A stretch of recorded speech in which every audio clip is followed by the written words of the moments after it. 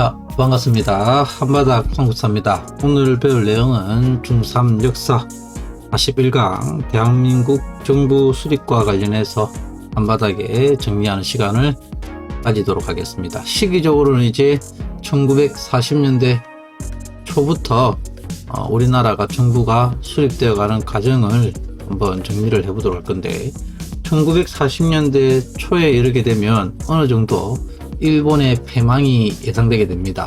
이 41년도에 일본이 태평양 전쟁을 갖다가 일으키고 나서 미국이 드디어 대일전에 참전을 갖다가 하게 되면서 이제 일본이 조금 있으면 패망하겠구나 이러한 예상을 하게 되면서, 일본이 망했을 경우에 이제 이후에 전후 처리를 갖다가 어떻게 할 것인가, 이와 관련한 여러 국제 회의가 열리게 되는 거죠. 대표적으로 카이로 회담이라든지 포츠담 회담이라든지 이런 국제적인 회의가 개최되고, 이와 더불어서 우리나라에서도 이제 여러 세력들이 일본이 패망했을 경우에 어떤 정부 형태를 만들어야 되지 않는가, 그리고 국가를 이끌어갈 단체가 필요하지 않는가, 이러한 논의 속에 드디어 여러 단체가 만들어지게 됩니다. 그래서 이때 만들어진 대표적인 단체가 지도를 하나 그려보도록 하겠습니다. 지금 보시면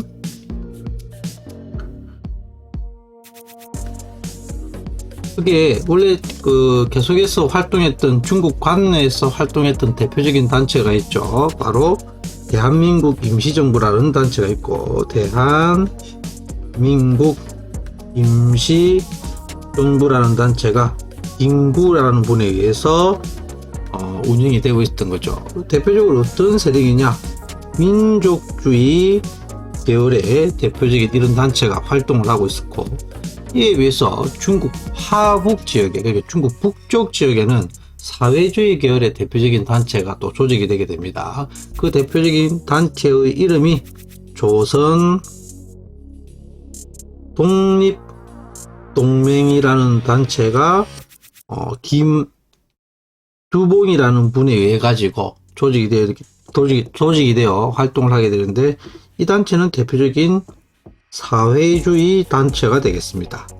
이러던 중에 드디어 국내에서 비밀리에 어떤 단체가 만들어지게 되냐면, 1944년도에 조선 건국동맹이라는 단체가 드디어 만들어지게 됩니다. 조선 건국동맹이라는 단체가 여운형이라는 분에 의해서 만들어지게 되는데, 이 단체는 자익과 그리고 위기 연합에서 만들어진 그러한 대표적인 단체가 되겠더라. 그래서 지금 보시면 이러한 대표적인 세 단체가 만들어져서 여러 가지 활동이 드디어 진행되게 되는데, 그러던 중에 예상치 못하게 일본이 갑작스럽게 항복을 갖다가 하게 되는 거죠. 그에 따라서 지금 보시면 칼 하나 그려 놓도록 하겠습니다. 지금 보다시피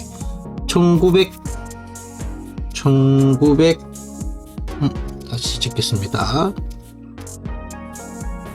1945년 드디어 8월 15일 일본이 갑작스런 항복을 하게 되고, 이에 따라서 우리가 무엇을 맞이하게 되냐면 항복을 맞이하게 되는 거죠. 하지만 그 기쁨도 잠시 바로 이 38도선을 기준으로 해서 북쪽으로는 소련군이 우리나라에 주둔하게 되고, 미군이 남쪽을 갖다가 주둔하는 이러한 일이 벌어지게 되었던 거죠. 그러자 추후 우리나라를 갖다 이제 어떻게 할 것인가를 두고 드디어 1945년 12월 달에 회의가 개최되게 되는데, 바로 우리나라 문제를 두고 모스크바 3국 외상 회의가 개최되게 됩니다. 여기서 3국이라고 하면 미국, 소련, 그리고 영국의 외상들이 모여가지고 외무장관이 되겠죠. 한국 문제를 갖다가 논의하게 됩니다. 그래서 여기서 어떤 내용이 결정이 되게 되냐면 크게 세 가지 내용이 결정이 되게 되는데, 첫 번째, 이 한국이라는 나라가 바로 독립을 해가지고 나라를 갖다가 이끌어가기에는 조금 무리가 있을 것 같다. 그래서 신탁 통치를 실시하자. 첫 번째 결정 내용입니다. 그리고 언제간 최대 5년간 신탁 통치를 실시하자. 이것이 결정이 되고, 또한 두 번째, 신탁 통치를 실시하면서 무엇도 수립시켜주자? 임시 정부도 수립시켜주자.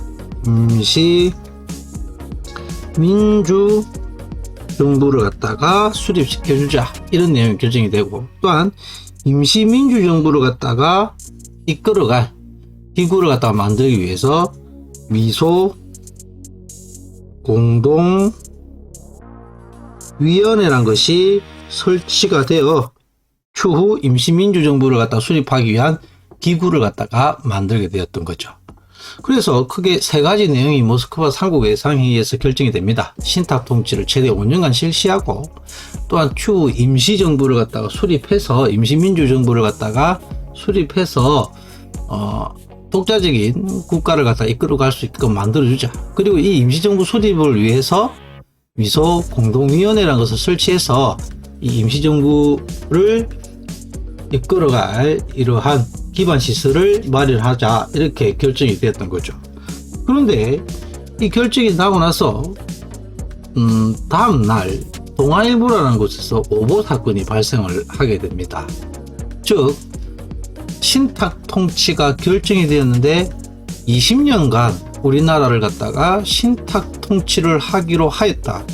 이렇게 신문에서 보도를 갖다가 하게 된 사건이 발생을 하게 되고, 이에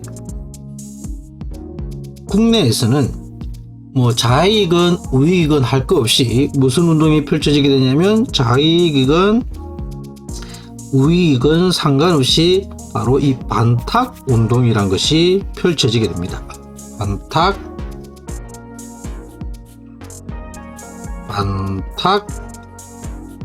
운동이 펼쳐지게 되더라. 그런데 이 자익 쪽에서 의문을 가지게 된 거죠. 자기들은 일반적으로 지령을 받아서 움직이게 되는데 이런 소련 쪽으로부터 이러한 움직임은 전혀 들은 바가 없더라. 그에 이 자익 세력들이 다시금 이 모스크바 3국 외상회의의 결정 내용을 조사해 보니 최대 20년간이 아니라 최대 몇 년간 실시하고 5년간 실시하고, 또한 5년만 지나면 우리가 주체적으로 나라를 이끌어갈 수 있는 임시정부를 갖다가 수립한다는 것이 주요 결정 내용이었구나. 이렇게 알게 됐던 거죠. 그래서 자익은 이때 어디에 초점을 두게 되냐면, 신탁 통치는 5년만 지나면 되고 바로 임시민주정부가 수립되는데 초점을 두게 됩니다.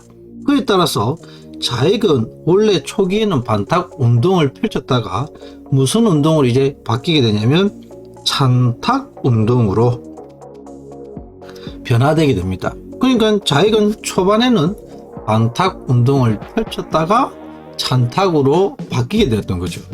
이에 비해서 우익들은 5년이건 20년이건 이 신탁 통치 자체를 갖다가 인정할 수 있다 없다? 없다.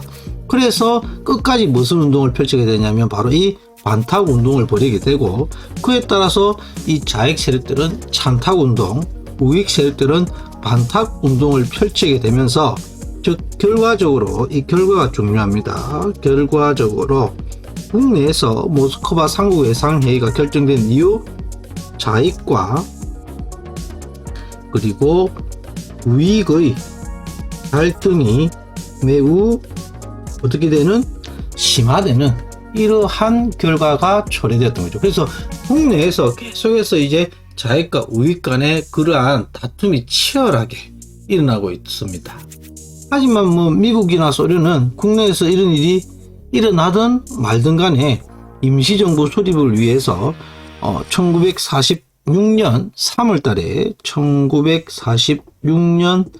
3월달에 임시정부 수립을 위한 1차 미소 공동위원회가 드디어 개최가 되게 됩니다. 1차 미소 공동위원회란 것이 개최가 되는 거죠. 하지만 끝내 합의점을 보지 못하고 결렬되고 맙니다. 결렬. 왜 결렬되느냐? 즉 임시정부 구성 세력을 누구를 둘 것인가를 두고 미국과 소련이 의견이 맞지 않아서 결렬되었다는 거죠. 임시정부 구성 세력을 누구를 할 것인가를 두고 미국에서는 한국에 있는 모든 단체를 이 임시정부 구성 세력에 포함을 시켜야 된다 이렇게 했던 반면에 소련은 모스크바 상국 외상회의 결정 내용을 따르지 않는 세력은 포함시킬 수 없다. 즉 그 말은 신탁 통치를 반대하는 세력은 넣을 수가 없다 이랬던 거죠. 근데 여기서 지금 신탁 통치를 반대하는 반탁 운동을 벌이는 세력은 우익 세력이고 우익 세력을 갖다가 집어넣을 수 없다는 소리죠. 그러면 곧 어떤 세력만 참여하게 된다는 겁니까? 다익 세력만 참여하게 된다는 거죠. 그에 따라서 이러한 갈등을 해서 끝내 이 미소공동위원회가 1차 미소공동위원회가 결렬되고 나서 다시금 다음 해에 1947년 5월 달에 다시금 2차 미소공동위원회가 개최됩니다. 2차 미소공동위원회가 개최가 되지만 끝내 2차에서도 합의점을 보지 못하고 결렬되게 되는 거죠. 물론 이 사이에 어떤 일들이 또 벌어지게 되냐면 이 사이에 1946년 6월 달에 이승만의 정업 발언이라는 게 있습니다. 이승만의 정업 발언. 이게 어떤 내용이냐면 이렇게 계속해서 좌익과 우익 간의 갈등이 일어나고 이러한 상황이면 그냥 남한에서라도 남한만의 단독 정부를 수립하자 이러한 발언을 갖다가 하게 되었던 거죠. 이에 비해서 또 어떤 세력들은 그렇게 할 수 있다 없다? 아니다. 우리끼리 지금 힘을 모아야 된다. 그래서 좌우 합작 운동도 벌어지게 됩니다.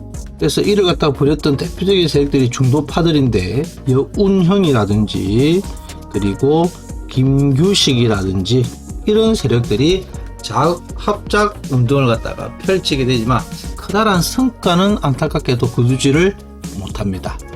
이처럼 남한에서는 남한만이 아니라 한반도 안에서는 좌익과 우익 간의 갈등이 심화되고 있고 또한 1, 2차에 걸친 미소공동위원회가 커다란 성과를 보지 못하고 계속해서 결렬되자 우리나라 문제를 드디어 어디로 이관시켜버리게 되냐면 우리나라 문제를 이제 유엔으로 이관을 갖다가 시키게 됩니다. 한국 문제를 갖다가 유엔으로 이관시켰더라. 그래서 즉 이제 한국 문제를 유엔으로 이관시키게 되는데 이 유엔에서 드디어 어떤 결정을 하게 되냐면 그러면 너희들끼리 알아서 해라. 우리는 신경 쓰지 않겠다. 그래서 너희들끼리 선거에서 너희들끼리 지도자를 갖다가 정하고 너희들끼리 법을 정해서 너희들만의 정부를 구성해라. 이렇게 결정이 되었던 거죠. 즉 남북한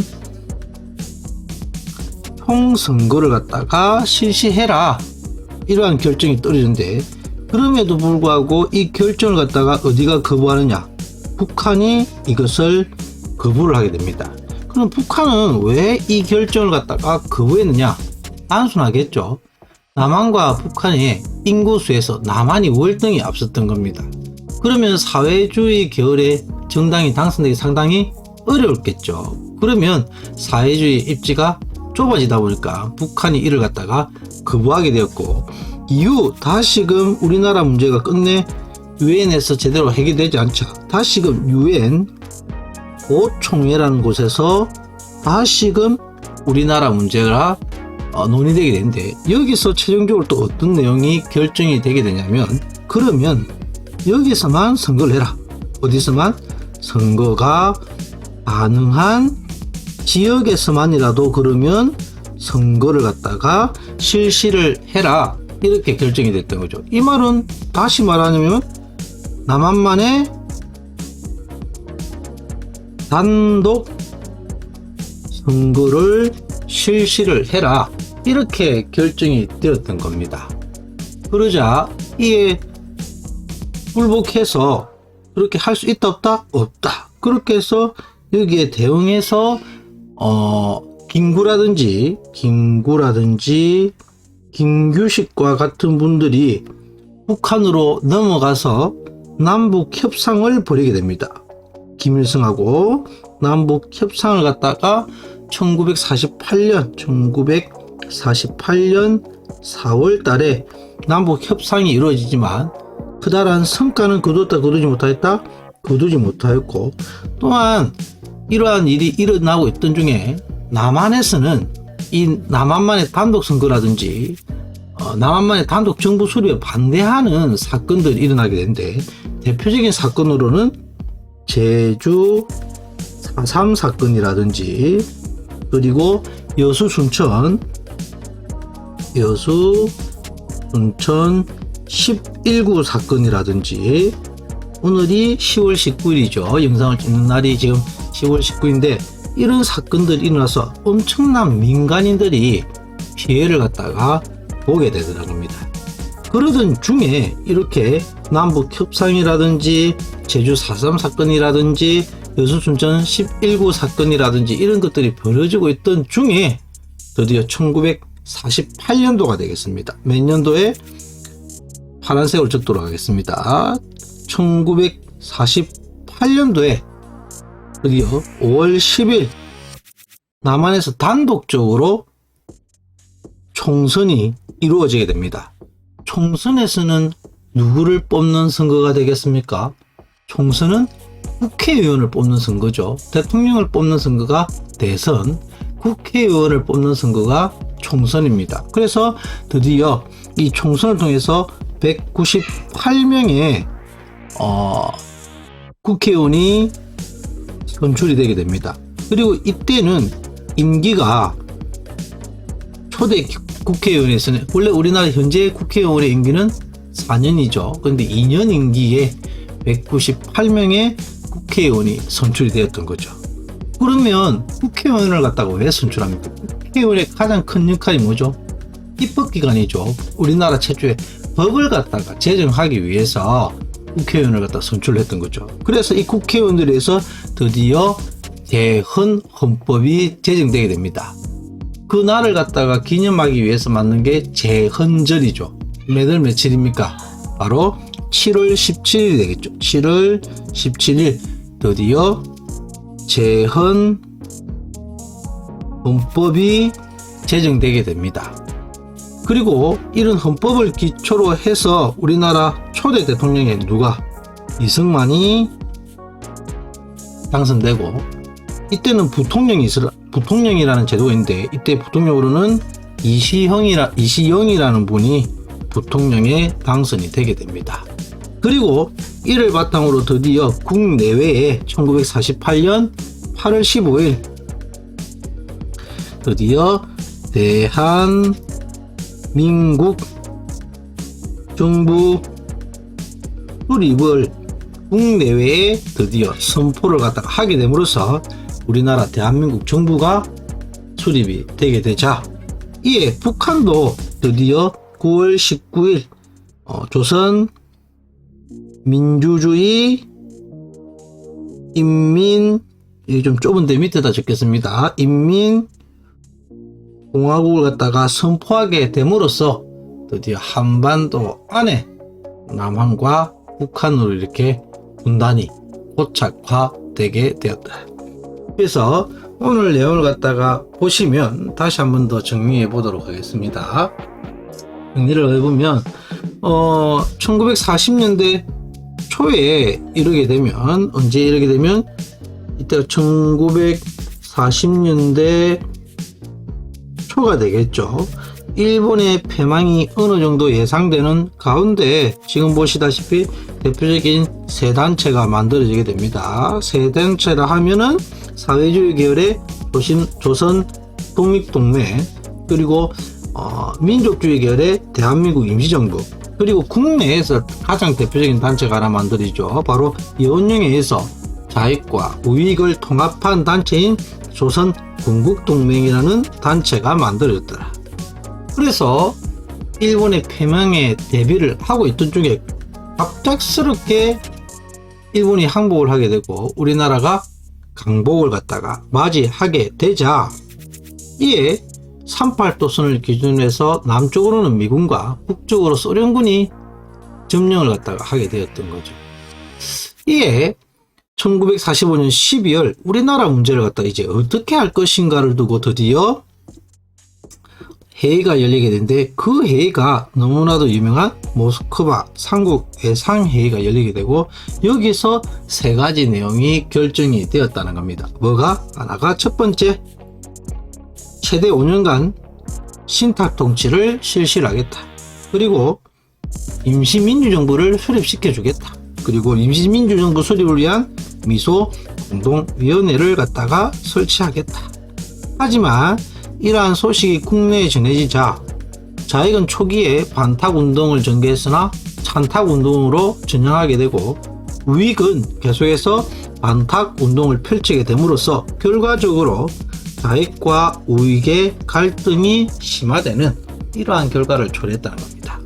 그럼에도 불구하고 미국과 소련은 임시민주정부 수립을 위해서 1, 2차에 걸친 1차와 1차에 걸친 미소 공동위원회가 개최되었지만 끝내 결렬되게 되고, 우리나라 문제를 어디로 이관하게 되었다? 우리나라 문제를 갖다가 보다시피 유엔으로 이제 이관을 하여서 남북한 총선거를 그러면 실시해라 이렇게 하였으나 북한의 겁으로 끝내 받아들이지 못하고 다시 우리나라 문제가 유엔 소총회로 이동하여 여기서 결정된 내용이 바로 무엇이냐? 그러면 선거가 가능한 지역에서만이라도 선거를 실시해라 이렇게 결정이 되었던 거죠. 이 말은 곧 남한만의 단독 정부를 수립하기 위한 선거를 실시해라 이런 내용이 결정되자 김구나 김규식 등은 남북 협상, 그리고 그 외에도 제주 4.3 사건이라든지 여수 순천 11구 사건이라든지 이런 것들이 나서 이에 반대하는 운동이 일어났지만, 그럼에도 불구하고 1948년 5월 10일 남한에서 단독적으로 총선이 이루어지게 되고, 여기서 선출된 국회의원들에 의해서 드디어 우리나라 7월 17일 최초의 헌법인 재헌헌법이 제정되게 되더라. 이를 바탕으로 대통령인 이승만, 부통령인 이시영이 선출되게 되었고, 이후 드디어 8월 15일 1948년 8월 15일 대한민국 정부 수립을 국내외에 선포하게 됩니다. 이후 1948년 12월 유엔에서 이 대한민국을 한반도에서 유일한 합법정부로 승인함으로써 드디어 우리나라 정부가 성립되게 되는 이러한 과정을 거치게 됩니다. 그래서 오늘은 대한민국 정부 수립 과정에 대해서 한바닥에 정리해 보았습니다. 다들 수고하셨습니다.